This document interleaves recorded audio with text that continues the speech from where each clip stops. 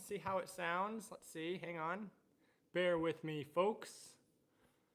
Hey, JJBT. Hi, Dean Robinson.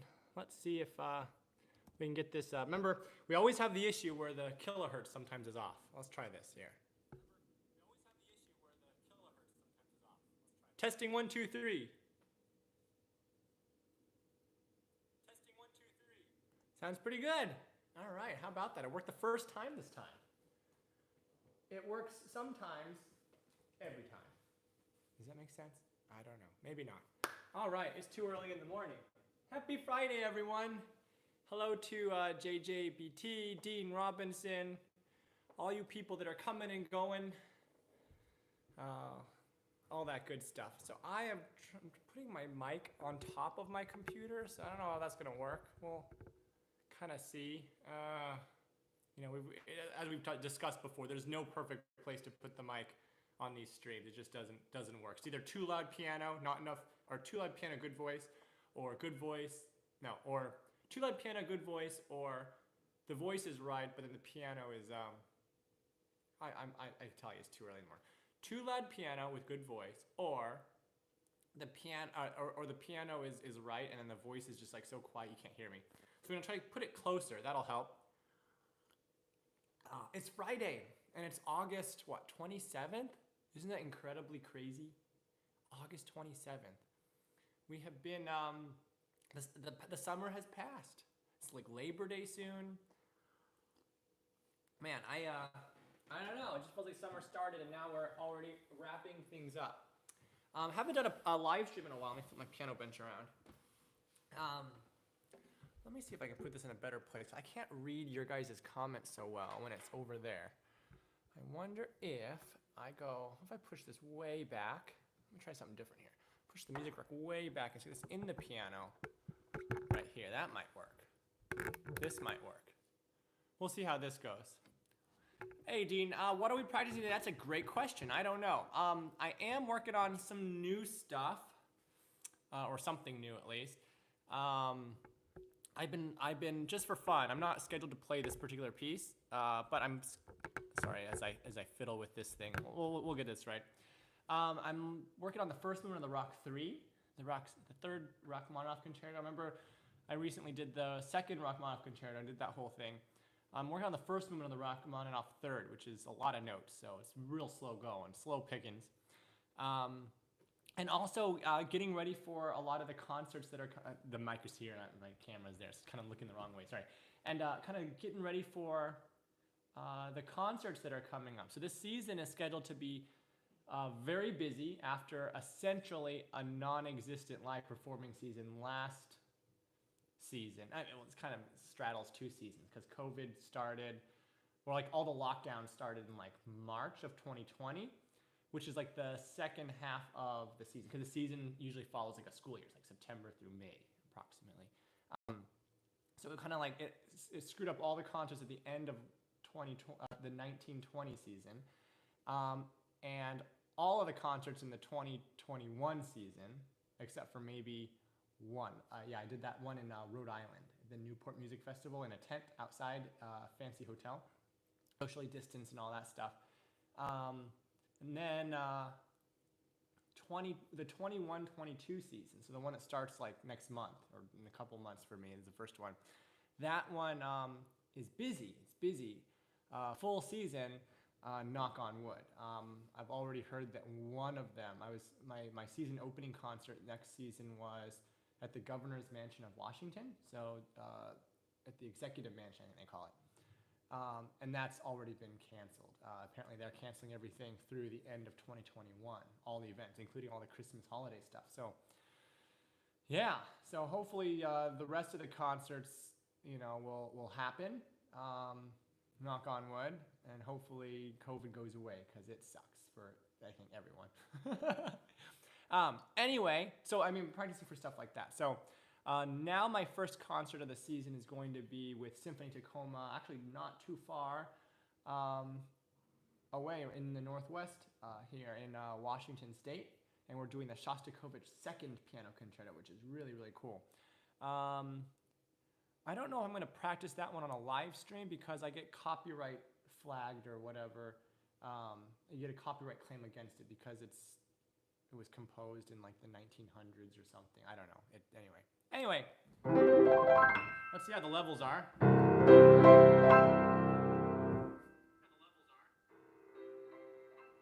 That's all right. That's good. Good enough. Good enough. So, as always, this is just a practice session. So we're going to be doing lots of practicing. And this is going to be super, this is not a concert. This is hang out with Charlie, practice the piano, shoot the breeze, chat it up in the live chat, all that good stuff. I will be going through and I'll be putting timestamps throughout because that way I don't have to like go back and be like, oh, when did I start? That way people want to jump to a particular part. It's good. So let's start doing that right now. So this is about 6 minutes in. I'll say 6:30 because by the time I actually start, let's do a little, just some lighter stuff, just to kind of get the fingers moving to begin with. Let's start with the Handel Chaconne in G. I don't know if I'm going to play this year or not. I don't know. It's a cool piece though. Baroque. It's a good piece to start a concert with, I think. I found that. Let me get my grab my headphones. And before I turn them on, let me make sure I turn off. Turn on Do Not Disturb mode. Shut off Bluetooth there. Shut off Bluetooth here because otherwise these will connect to like all my stuff and then it becomes weird. All right, cool. So let's give it a try. This is the Handel Chaconne in G. Actually, let me do it without music today. Let's see how that goes. Try it. Memorized. All right.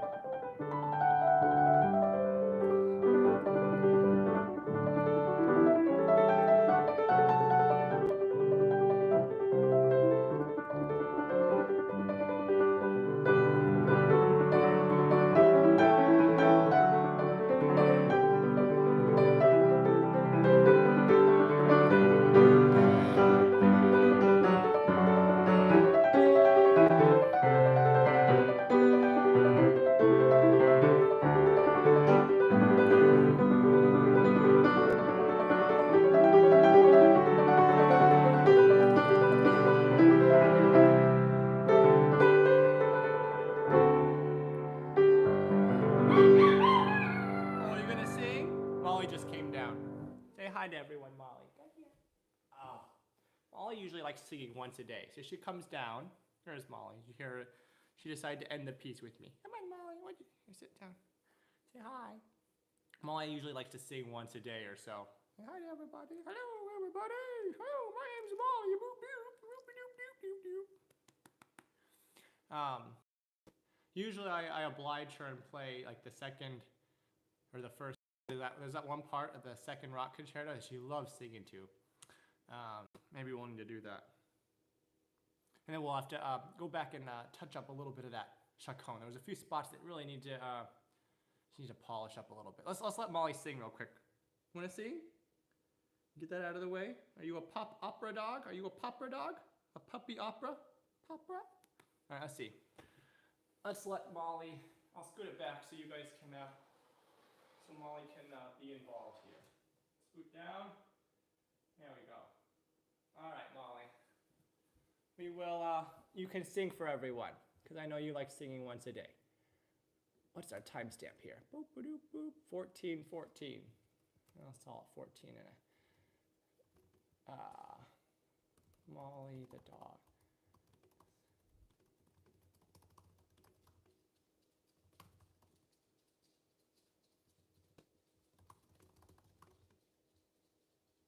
She'll come back, don't worry, she walked away. Da, da, da, da. Let's see. All right, here we go. She'll come.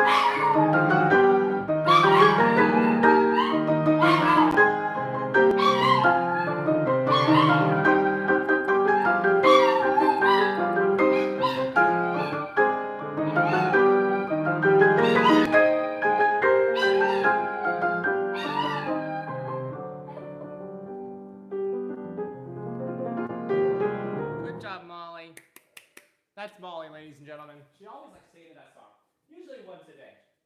When I start practicing in the morning or something, she'll come down and try to sing to some other song, and basically she only likes this piece. So she sings to this one. I usually play that one part for her, which is her favorite part. All right.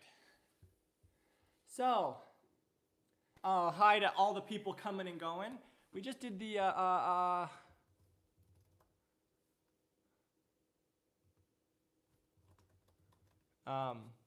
we just did the Chaconne, Handel Chaconne. Why can't I see my head now? It's like we're too far down. Hang on, let me scoot up here. Molly, you got a brava from Jay. She appreciates it. So we're doing the Handel Chaconne, G major. I just played it through. There's a couple spots I want to attack. And it came in the 16th note part. So let's take a look. This is measured variation 5, 41.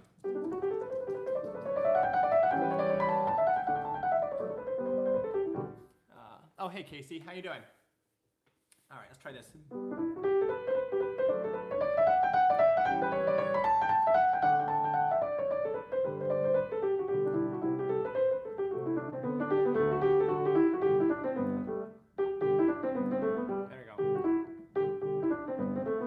Practicing is important, folks. It's boring, but it can really help.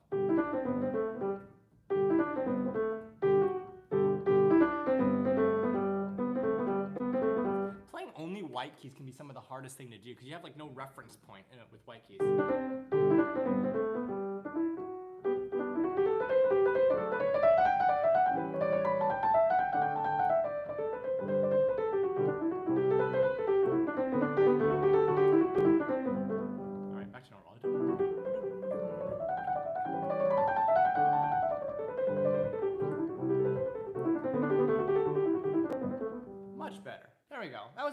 Just a little slow practicing can really help. Let's do this part.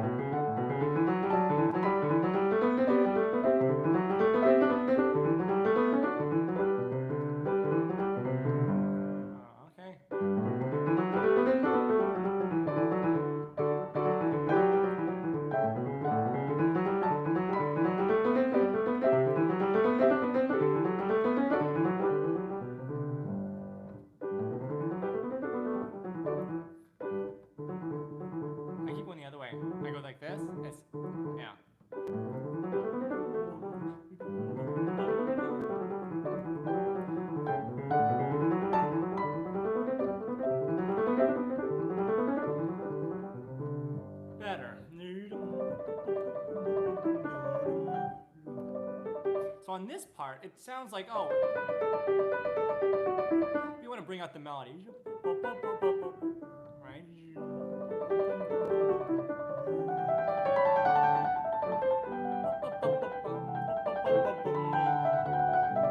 Again.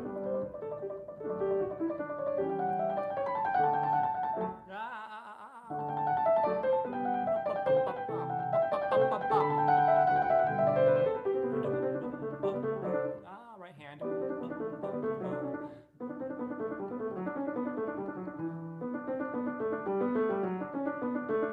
want it to be even, crisp, clear.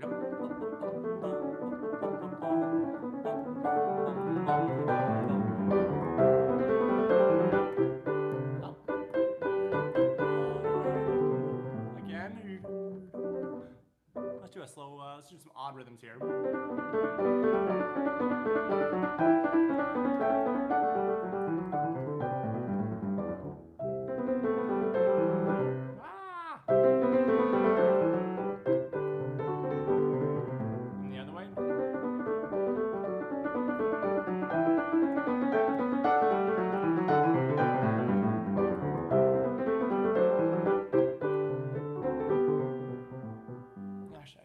Timestamp in. After this, we'll. I was probably only a couple of minutes. I'll just call it 17 and say, Handel Chaconne in G, practice.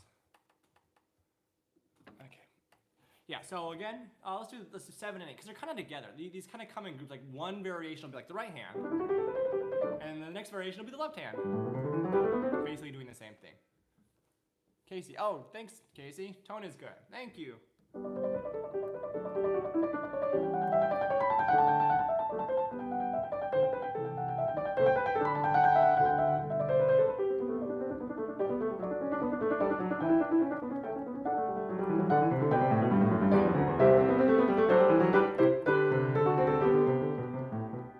That's better. Clean it up, Charles. All right. Let's go to 12. So this is a few variations in the middle. So in the middle, it gets slow at like variation 9, and then it slowly kind of speeds up, revs back up to full speed. This is 12.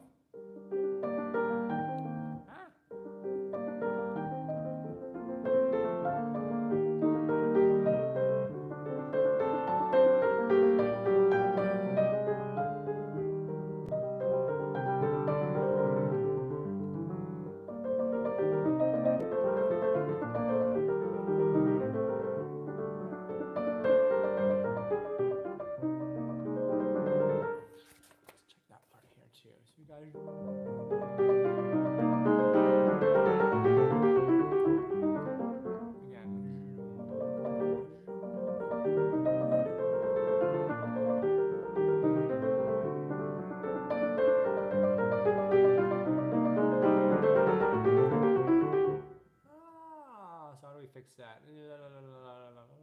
Where am I? I'll start over again.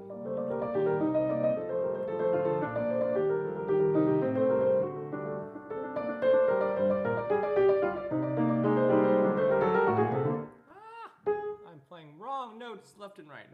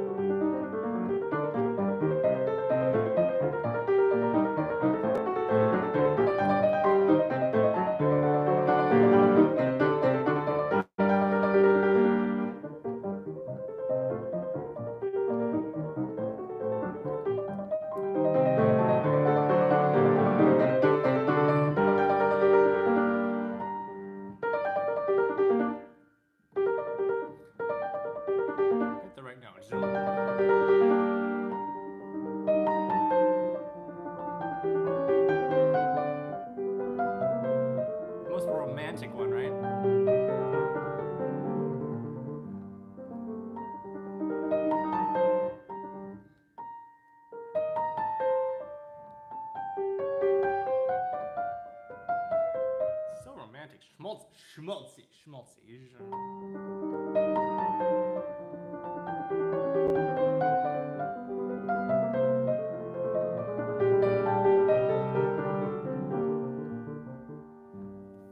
And then we're back home.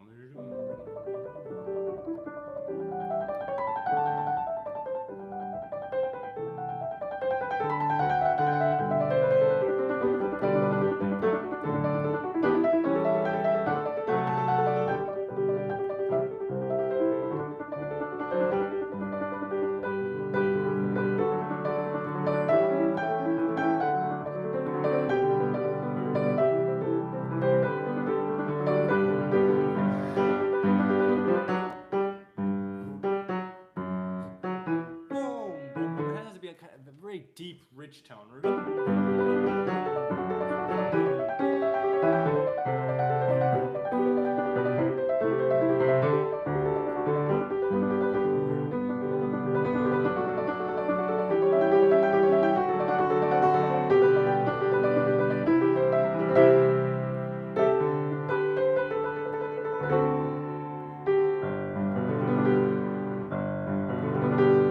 It's not written as a roll, but you can play it as a roll. All right.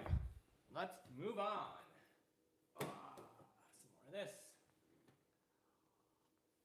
So how has everyone out there been? How has it's been a few weeks since we've done one of these. How has your August been? Mine has been pretty good. I've been keeping busy, you know. Keeping busy. Yum yum. I'm gonna have to get some coffee now. Let me grab some coffee real quick. This is that's like ginseng tea stuff that I'm drinking. Red ginseng stuff. I'm having some coffee now. Good old coffee. Finally got some rain in the Northwest. It's been like forever. We needed rain. Not very much rain. And it's gonna clear up and get hot and sunny again. It's been a really dry, hot summer. Let's see, what am I doing next? Let's go ahead and you know what? Let's do the Mozart Duport variations. Just real quick, just to run it through the fingers. Oh, Casey, my August's been good, but my tummy always hurts. Oh, how come? Hope it's all right. Jay, wish I had time to practice more. Yep. Let's see. I put on, hang on here. What time are we at? 27 and a half. Let's put 28. Mozart Duport variations. I'll call it. Mozart Duport variations. Updating the timestamps. I wish I had time to practice more. Oh, yeah. Yeah, practicing can sometimes be fun. I'm not usually a huge fan of liking to practice, but sometimes it's all right. All right, let's try the Mozart Duport variations. These are actually really short.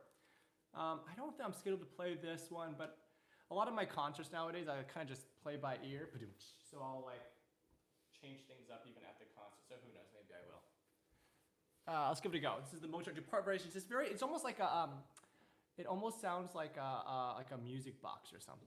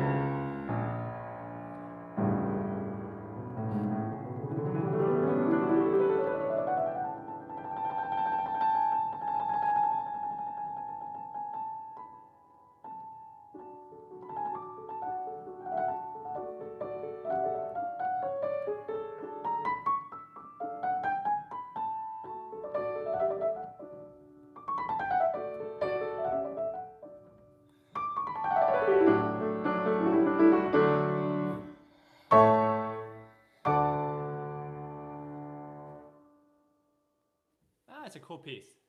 Cool variations. I think so. Cool variations. I think so. Excuse my horrible ability to speak English. Adjust this a little bit. Casey, how can it improvise on that tune? The song is amazing. It's a cool piece, right? Actually, that'd be a neat one to do an improv on. Maybe I should try an improv on just the theme from Duport. A completely different style than this. Like this is like Mozart style, right? Classical style. I don't know. Maybe like more of my style type thing. I don't know. We'll see. Jay, Charlie, what are good ways to find new repertoire? Could be a talking time topic. That actually could be a good topic. Let me write that down in my list o possible topics. I have a little note on my phone, computer, all that stuff. Hang on. Where did it go? YouTube. There we go. Piano YouTube. Here.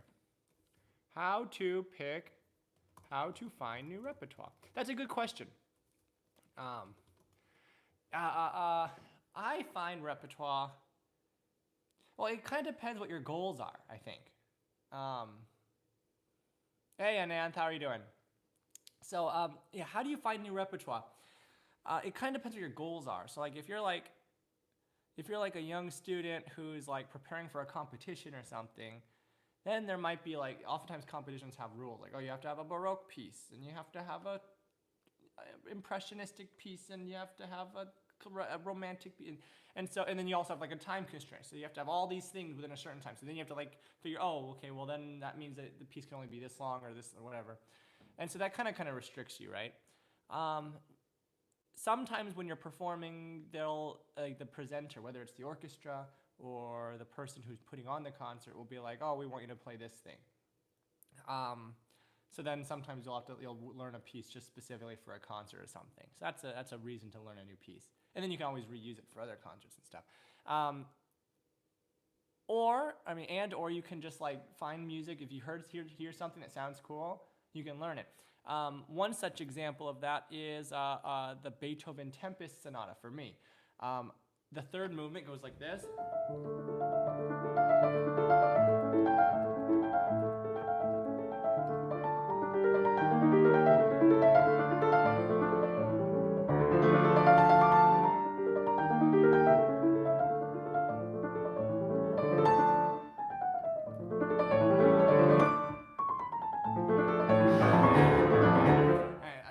I heard it on like a Korean drama I watched for the first time when I was like in high school or something. I thought, oh, what a cool sounding piece. And so eventually I learned it. It's like, yeah, I like the piece. So I just figured out what piece it was and then learned it. So that's another good way of like figuring out new pieces. That's a good question. That might be a good talking time topic. You're right. Mimi Oliveira. Omi, you're a genius. When are you going to play Newport, Rhode Island again? Oh, thank you, Mimi. I played this past October, so not quite a year ago, like 10 months ago, something like that, at the Chandler Hotel. I think that's the name of it, the Chandler Hotel on the lawn. It was like a social distance thing. The time before that was the previous summer, which is 2019, I guess it would have been. Yeah, it would have been 2019, like a year ago before then. It's 2019 summer. I hope to come back soon. I think they have a new executive director. Who's plans all this stuff. So I hope that they'll have me back soon. Send them a note. Say, have Charlie Albright come back for a fourth concert or whatever it is.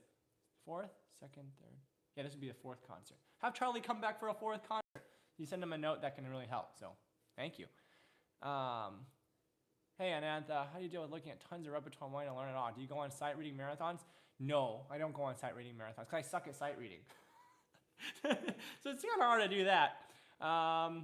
Looking at tons of repertoire and wanting to learn it all. I don't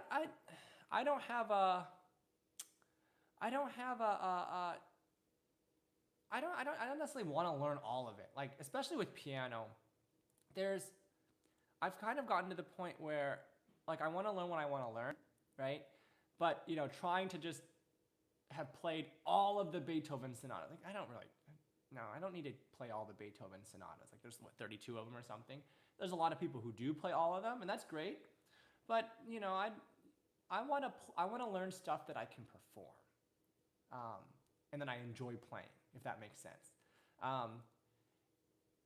if you learn all, like, that's just an example. Like if you learn all 32 Beethoven sonatas, will you ever perform all of them?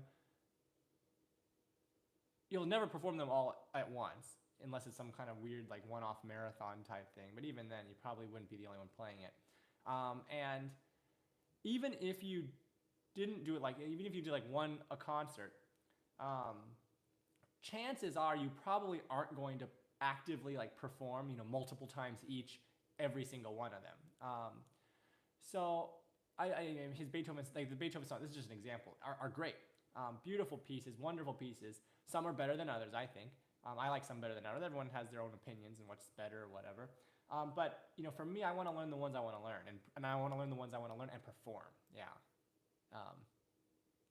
Yeah, that's a good question. But like, yeah, I don't necessarily want to learn all of it, because piano repertoire especially, like, there's a lot of like pieces just in general for all kinds of instruments, but like piano has like it's probably the most number of pieces ever, because it's not just piano, it's like harpsichord and clavichord and all those pianoforte and everything, like keyboard instruments, right?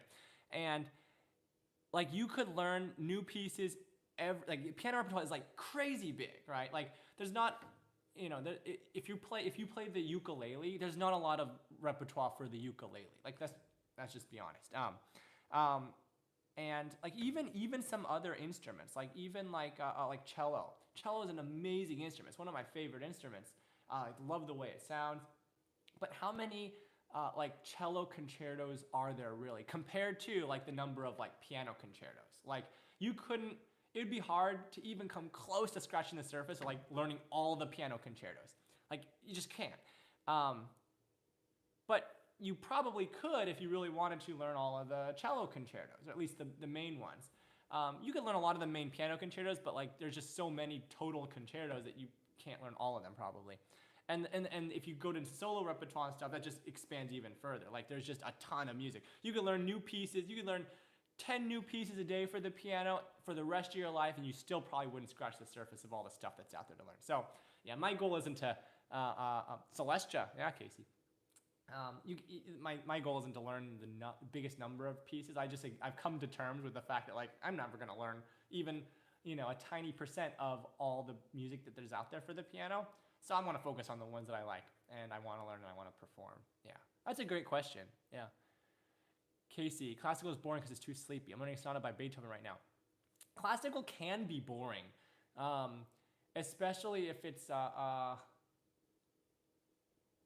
not played great. If classical is played well, it can be very exciting. A lot of it's long. I think one of the so like if classical music, that's a big topic. If classical music is played poorly, it can definitely get boring, right?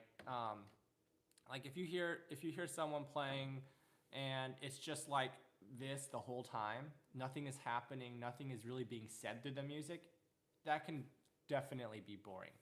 And in general, there are more boring pieces than others, right? Not all classical music is as good as all other classical music. That's just a fact, I think. So there is better and worse pieces, right? There are better and worse pieces, and there's also like better and worse ways of playing pieces. And if someone's playing a piece really badly, like not saying anything with the music, it's just going through the motions, no expression, no feeling, no communication, then it can definitely get boring. I think also sometimes classical music concerts are too long. And I wrote an article, Casey, I don't know if you saw it. I wrote an article for CNN a few years ago called "Classical," in quotes, "Music is Dying, and that's best for classical music," no quote. So the point of my article was like the old-fashioned rules of classical music are going by the wayside, and that's a good thing. So check that out if you want. Just like Google Charlie Albright, "Classical music is dying," or something like that. It should pop up. So I make some points about like, I think talking in between pieces is great, really making it like more of a not so much one person just sitting and playing an instrument and everyone listening, but like more of a community event that's welcoming and all that kind of stuff. I think that's can be good. Okay, sorry, learning a Beethoven sonata by Beethoven. Yeah, Beethoven sonatas are awesome. A lot of them are really good. I don't know all of them. I know several, but not all of them. Yeah, piano repertoire is vast. Definitely an nth. Hey, Luis. Thank you. Favorite piano transcriptions? Oh yeah. I like a lot of them. I like one of my favorites, probably the Mozart Turkish March, transcribed by Volodos. Also love the Schumann list Widmung. That's really beautiful. Yeah, it'd take long enough to learn a single Rachmaninoff etudes tableau or piano concertos, and there are thousands of them. Yeah. It feels weird to spend 6 months on something and there's so much out there. Yeah, it does, but I think that's just kind of the territory, especially if you want to get good at something, good at a piece. Like, some of it are German, right? Not sure what you mean. Some of what are German, Casey? So Aneth, yeah. If you want, I think to some of the pieces that I know the best and I feel the most comfortable with, I've played for like over 10 years, maybe 15, like maybe 20. Like, you know what I mean? Like the longer you have a piece, the more it kind of matures, and you can't learn a piece. You can't learn a piece in a month, and you can learn a piece in a month. But if you learn a piece in a month and you perform it, it's not going to be as comfortable as if you've had a piece in your fingers for 15 years. That's just how it is, I think. Oh yeah, some of the pieces are German. Yeah, Casey, you're right. A lot of the famous classical composers are German, like Beethoven. But yeah, so learning how... Oh, Molly's getting excited. She's like, you heard something outside. Yeah, so you can't... Like if you learn a piece and then if you learn a piece and just perform it, and you learn it in a month and you just perform it, I mean, that's really cutting it close unless it's a super short piece, I guess.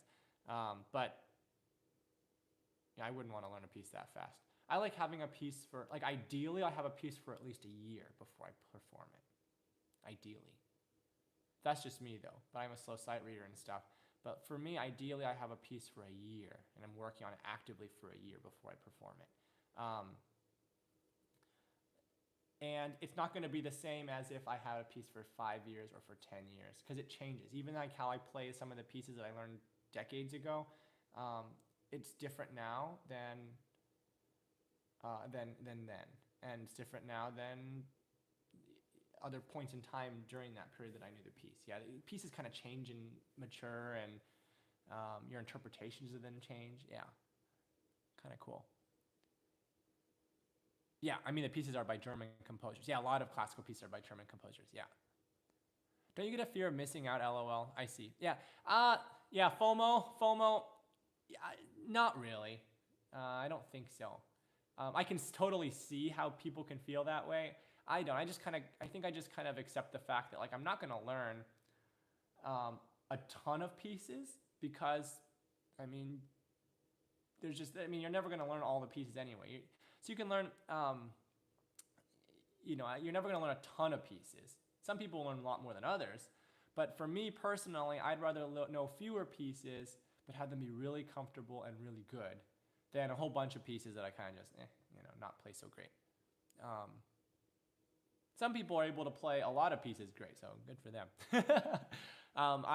Again, for me, with sight reading, I'm not a great sight reader, so it takes a long time to just, like, learn the notes of a piece. Once I got the notes of the piece, the memorization stuff comes fast. But yeah, I don't really FOMO for, like, not learning more pieces. I mean, I learn what I want. I try to keep learning stuff. Yeah, I try to keep learning stuff, but, like, I'm not like sad that I'm not going to learn all of it, because I know that I'm not going to be able to anyway. So I'd rather learn fewer pieces but have them good than a lot of pieces and have them not so good. Sometimes I learn fewer pieces and those are not so good too, though, but that's another story. It's also one of the reasons it helps to start early. Yeah, starting early is helpful. All right, enough rambling from Charlie. Let's actually let me do an improv. Let's do an improv on Duport's variation. Something very different. I haven't done an improv on his variations before.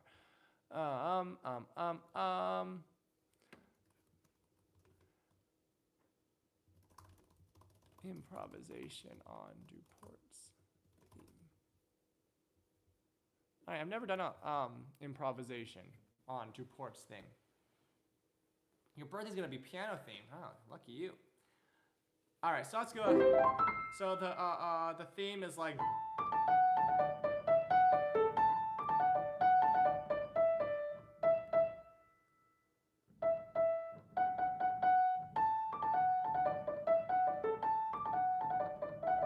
Right. So I'm gonna do something. Sometimes I'm gonna make it a little bit more convoluted. I think.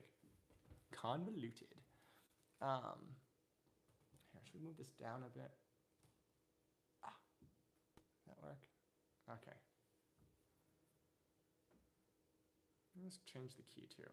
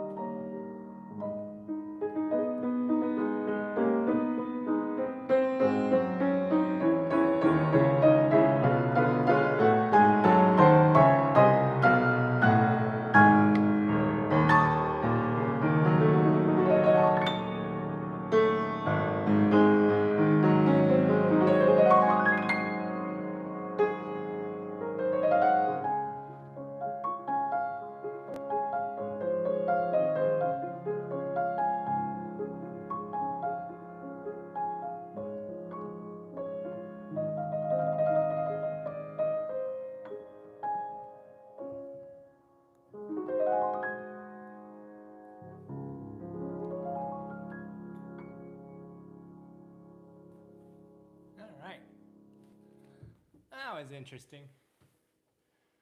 Oh, you don't hear much Mozart in D flat major. I guess so. I'm always bad with remembering what key pieces are in.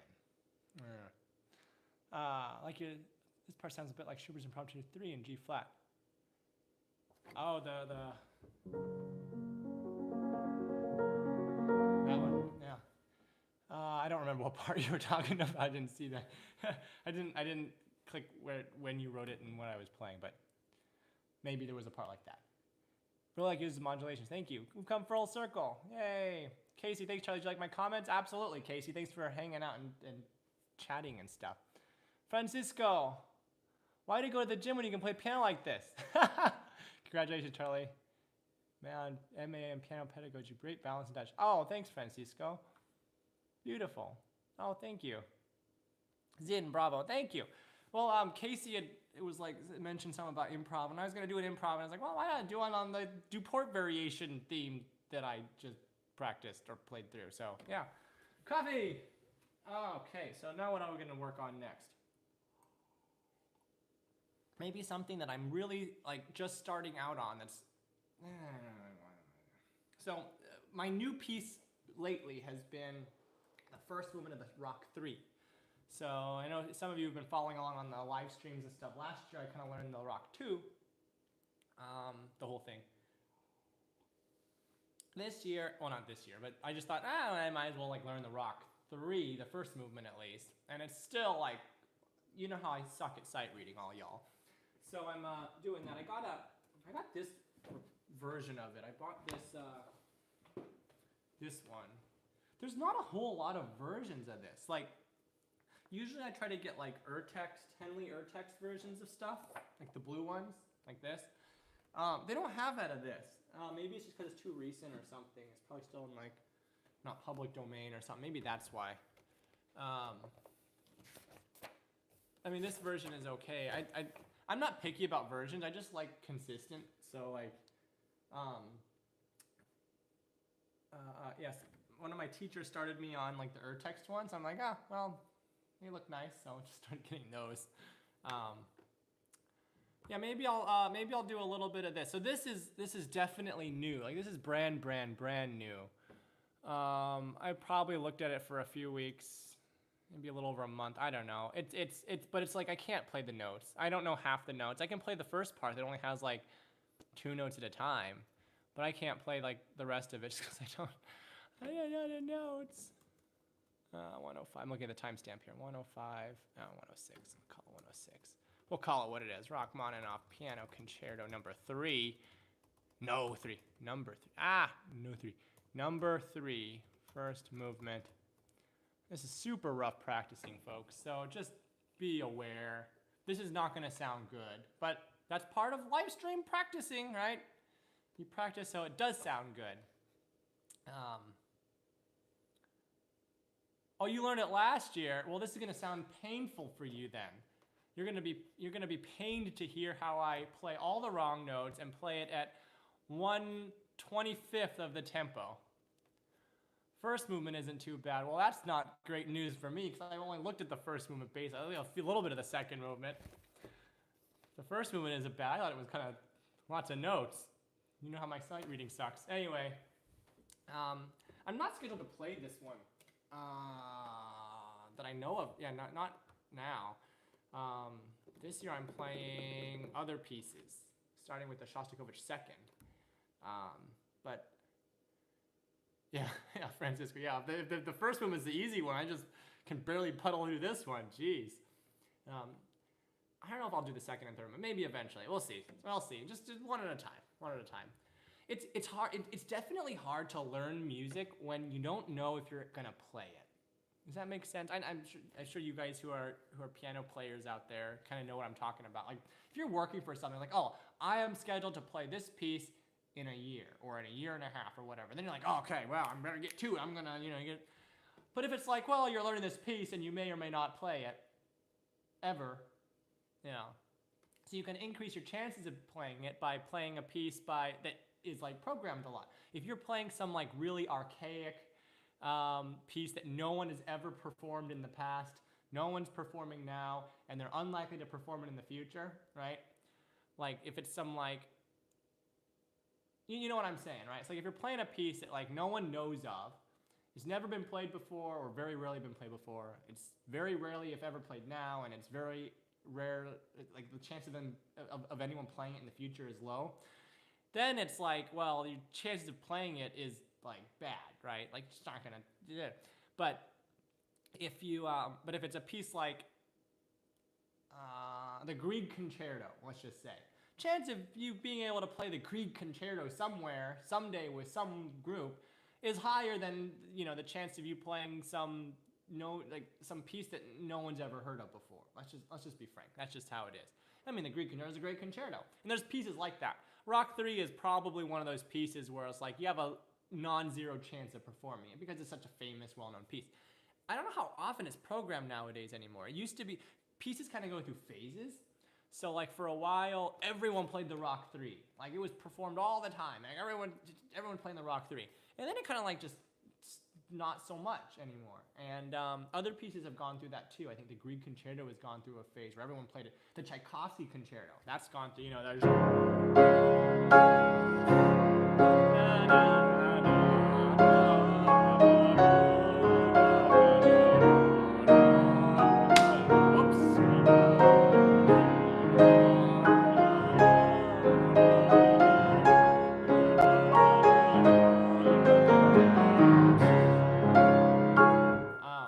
I love that piece.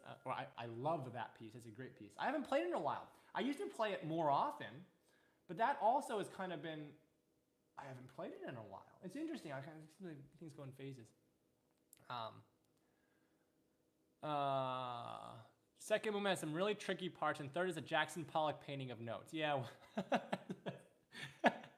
that's a good comparison there. So just notes splattered everywhere. You can do it, Charlie. Thanks. That's actually true. Margot was supposed to play in Gran Canaria, the third of Rock. She canceled, and then they called this new Spanish just finished student. True. Yeah. So like if you like certain pieces are a much higher likelihood of having a chance to play, right? If you learn one of the I never realized the hands crossed over in Tchaikovsky. Yeah, it does when you can't sing and you want the main part to come out. But anyway, let me puddle through the Rachmaninoff. But this is super new, super. Yeah, this is one of the learning ones. We've done a lot of learning ones on practice piano time. We got to have some real practice piano, like where I'm like learning. Well, I don't have to, but well, we'll do some real practice piano where I'm like learning notes and counting ledger lines. That's how I roll, folks. Here we go. Oh, the beginning starts cool. It's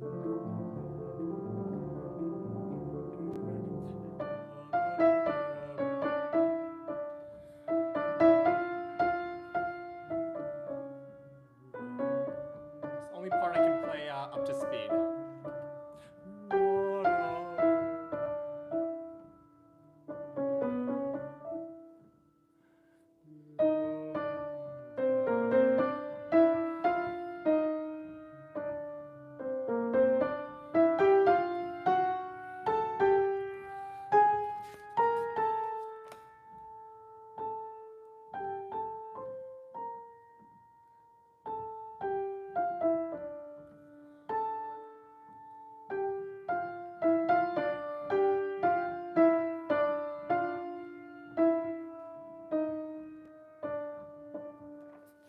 We're gonna più mosso, but that's not what we're gonna do. We're gonna slow it down here.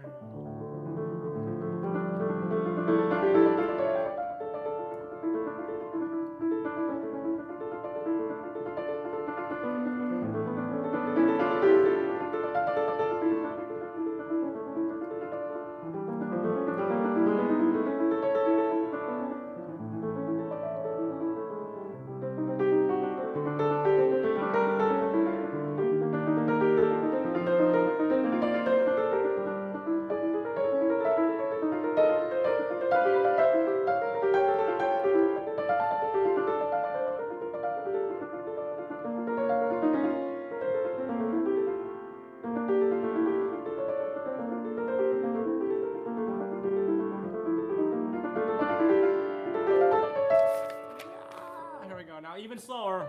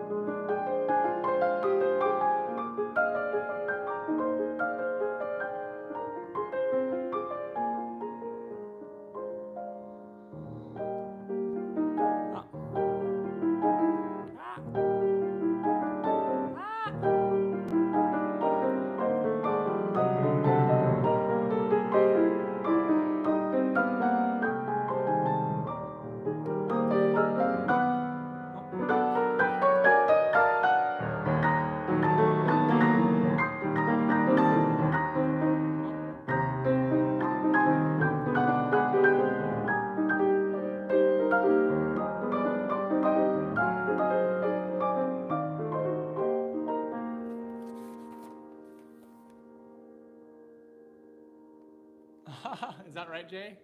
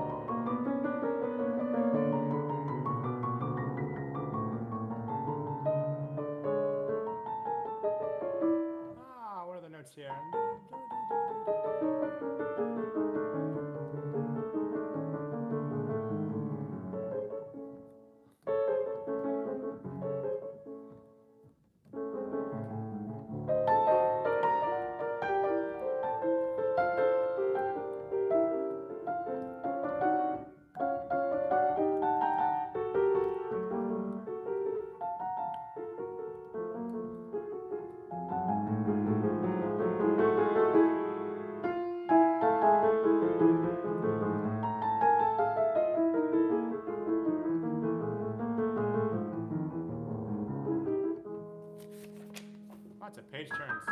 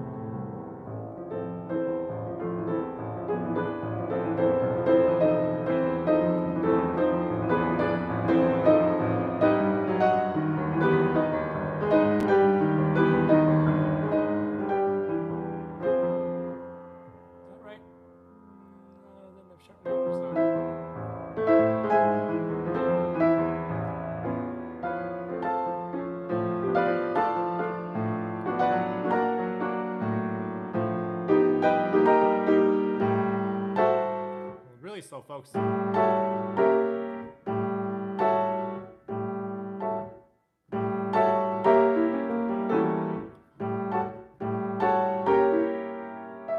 an E there, Charlie.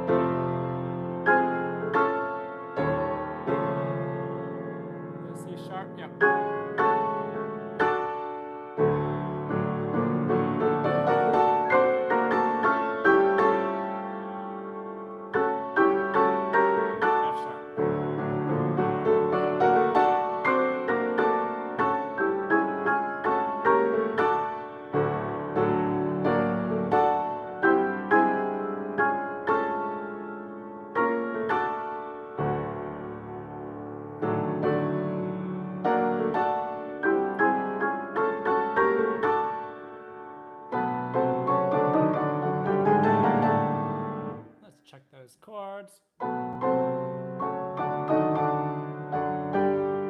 F sharp. Yeah.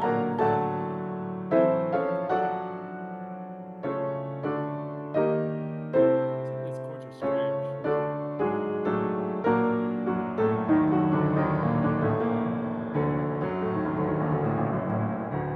I think that's right. So we start here.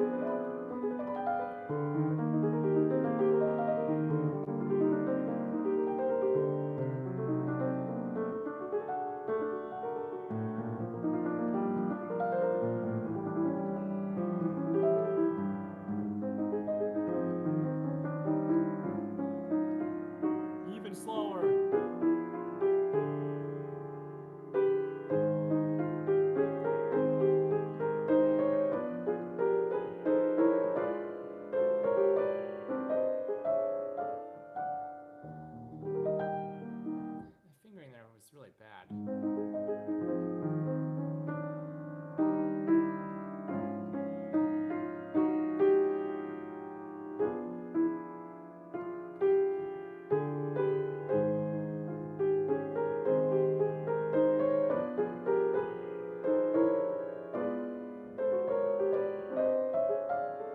that was better.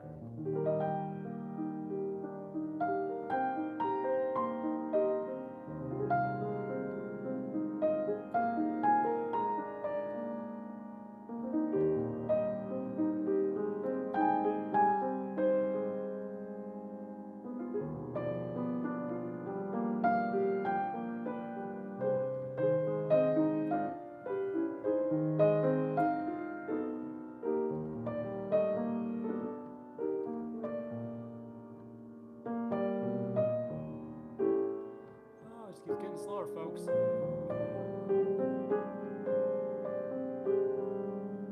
Told you it was new.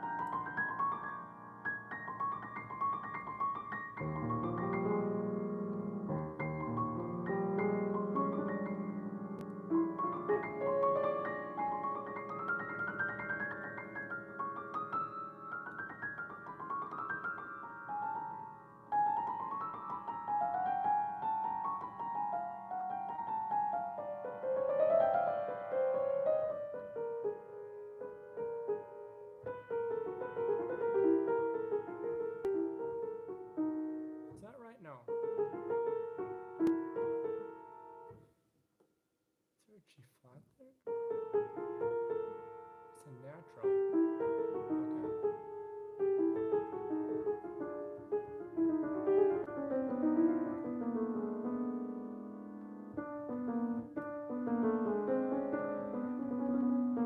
Okay.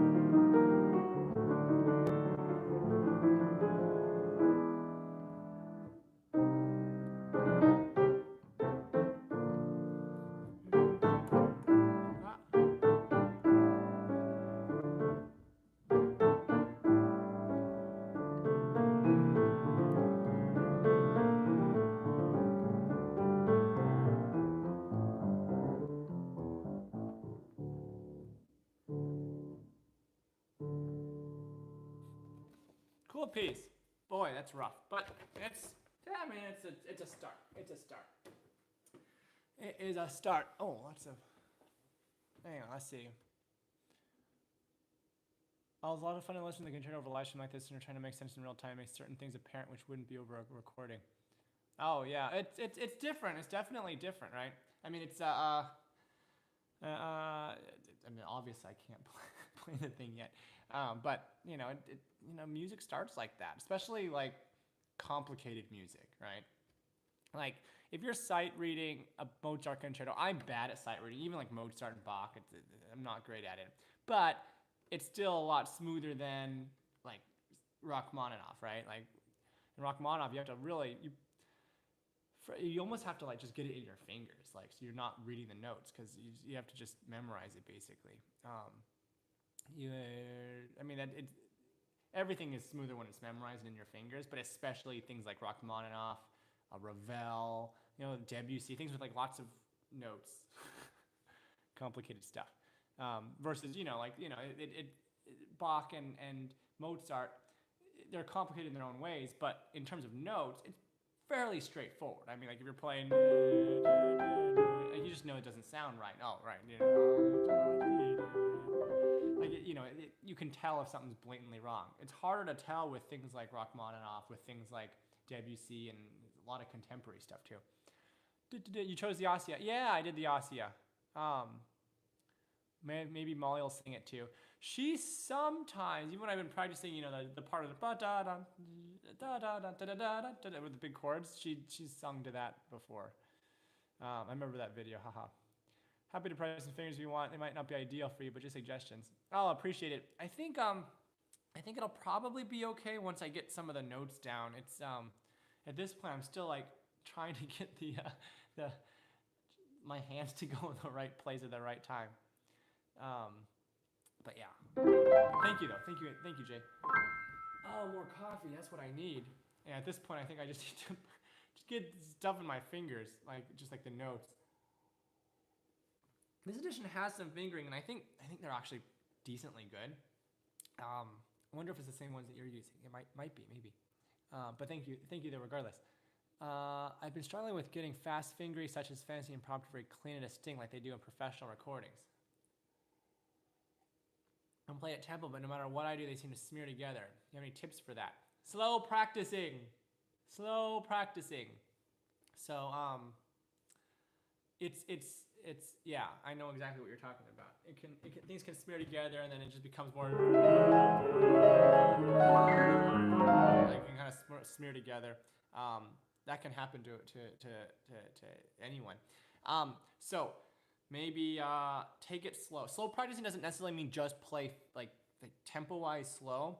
Oftentimes it does do that. So take it, but it means like basically make your brain work in different ways to get it. So you want to articulate all the notes. Lightening the pedal can help too. But like when you're doing slow practicing, take a section and be like, do like odd rhythms. So try.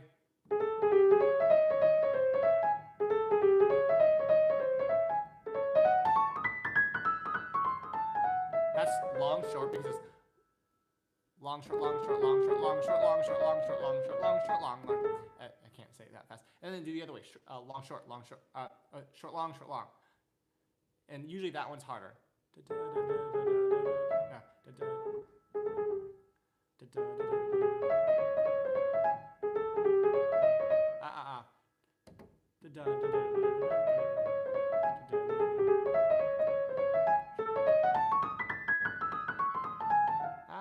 You know.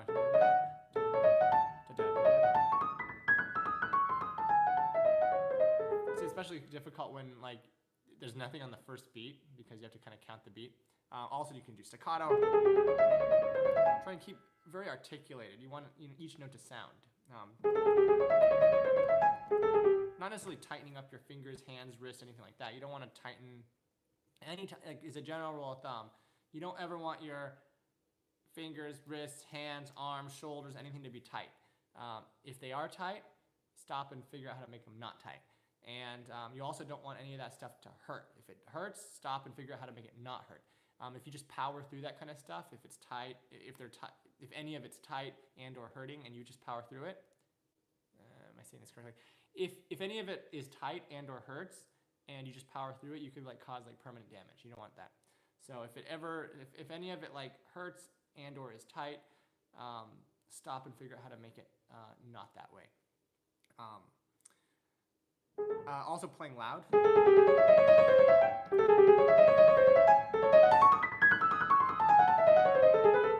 Less pedal, things like that can help. Yeah, so those are some things you might try working on. Because you want it to be, you want the notes to be very, very articulate. You want to hear each one of them, right?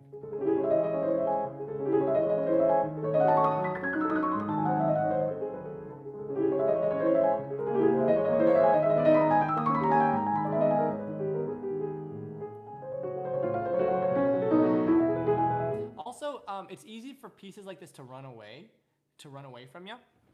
So like, any piece that has lots of running notes, it's hard to keep it, like one of the hardest things to do is to keep it under control, not to let it run away with you, like a runaway horse or a runaway train or something. So you want to keep everything,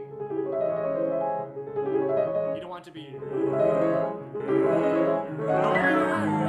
you want to keep it under control, keep it reined in.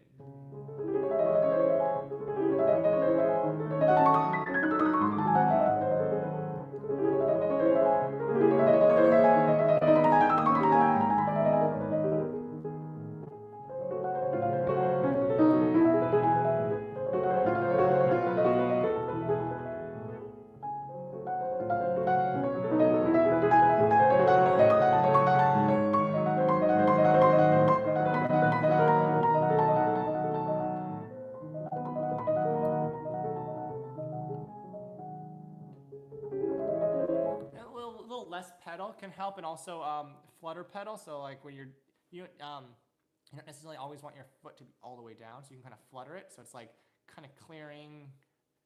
But flutter pedal is like when you don't necessarily lift all the way up. You kind of just flutter it on the pedal, so it kind of clears it up, but it's not necessarily all the way down or all the way up. It's just kind of fluttering and kind of clearing as you go. Yeah, that can help too. So less pedal and or flutter pedal can be helpful, I think. Yeah, good question, Ananth. And keeping things clear that are fast is definitely a challenge sometimes. Yeah. All right. It is 11:14 here on the West Coast. That means it's time for Charlie's breakfast lunch. I don't usually eat breakfast. I just have kind of like a late breakfast, early lunch. And I generally have like 2 meals a day. I don't know about you guys. Apparently, I didn't even know it. Apparently, that's like called intermittent fasting. Didn't know that. It's just how I usually just do it. I don't know if it's technically called intermittent fasting or not. So don't quote me on any.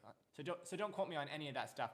But I think a friend of mine was like, "I'm doing intermittent fasting," and I said, "Oh, and what's that?" It's like, "Oh, you don't eat till like, you only eat within a certain period. So your first meal is like about when I have." I was like, "Oh, is about when I have breakfast or lunch or whatever?" And I was like, "Oh, I guess I've been doing that." Again, I don't know if it's technically intermittent fasting or not, so don't quote me on any of that stuff, but I don't know, whatever. I usually just don't get hungry in the morning, but I eat around, between 10:30, 11:30 in the morning is usually when I eat.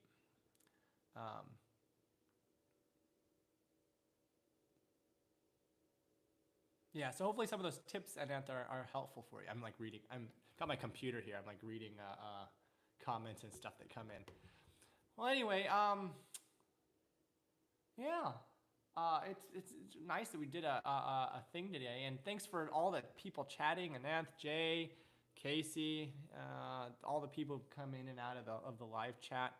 Hope to see some of you in concert sometime this season. I'm going to be doing a lot of concerts. Check my website for all the dates and places. This year it's all in the U.S. And knock on wood.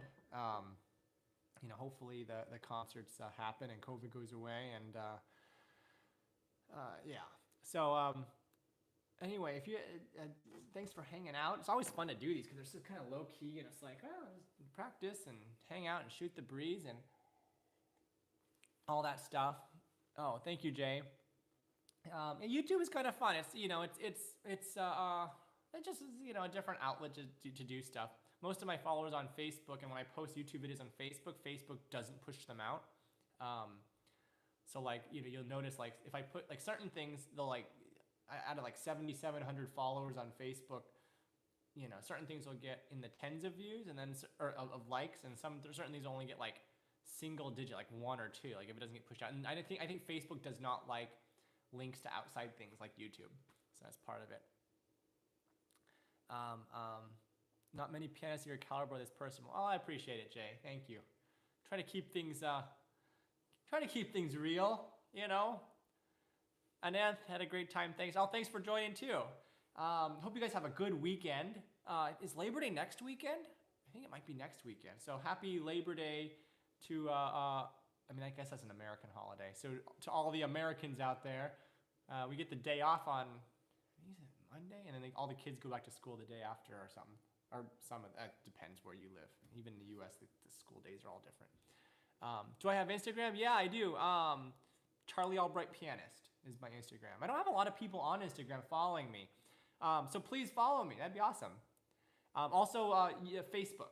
Also Charlie Albright Pianist, I think is, facebook.com/Charlie Albright Pianist. And be sure to smash the like button, everyone. Thanks for joining, hanging out. Have a good weekend. Stay safe and healthy. All that good stuff. I'll see you guys later. Have a good one. Bye-bye.